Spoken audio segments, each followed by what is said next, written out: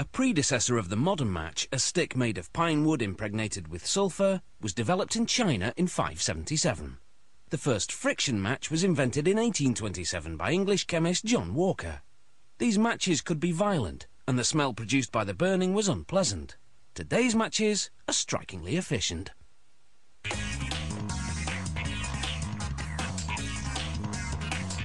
Gone are the days of dodgy matches and nasty nifs. Today's matches are safer, and any smell dissipates in seconds.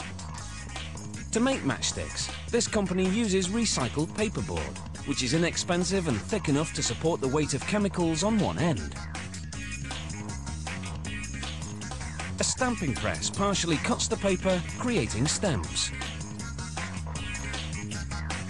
As can be seen in this view from inside the machine, a die first cuts the stems. Then a blade slices through the sheet widthwise, making strips of 120 stems each.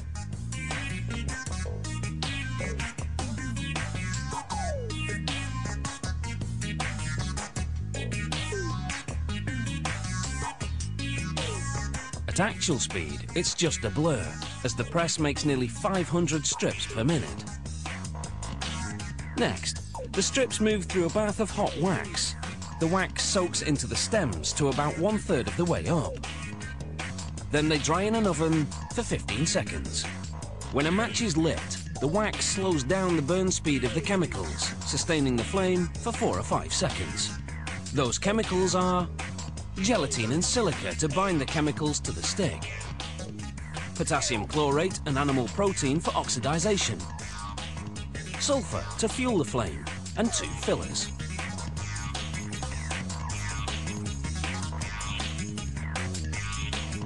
The chemicals are mixed in a large vat with hot water.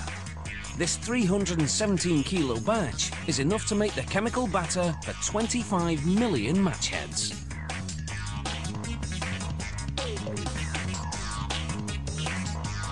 A conveyor runs the matchsticks through the batter to coat their tips. 3 rollers in the tank raise the surface of the batter. The first 2 ensure the front and back of the heads get covered. The third rotates faster to remove excess batter as the heads leave the tank. From there, the matchsticks travel a distance of 365 meters, while fans air dry them. The factory temperature is a comfortable 22 degrees Celsius, perfect conditions for the chemicals to dry and harden. These minerals are silica and red phosphorus. Add a little glue and you've got friction, the material in the strip you rub the match against to make the head ignite. To make these striker strips, as they're called, a steel wheel rolls friction onto paper that's moving through a cutting press. This isn't the same paper from which the matchsticks are made. It's a higher quality non-recycled paper, suitable for colour graphics, because many clients order custom printed matchbook covers. Another press with rotary blades slices through the paper, creating segments that are 10.7 centimetres long. That's the length of an unfolded matchbook.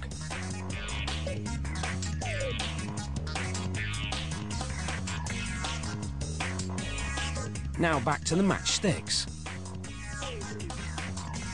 The strips are arranged into double layers. A conveyor then feeds them into a machine that'll attach them to the matchbook covers. The machine performs several tasks. It cuts the matchstick strips into rows of 10 matches each. And it cuts the matchbook covers to their final width of 3.8 centimetres.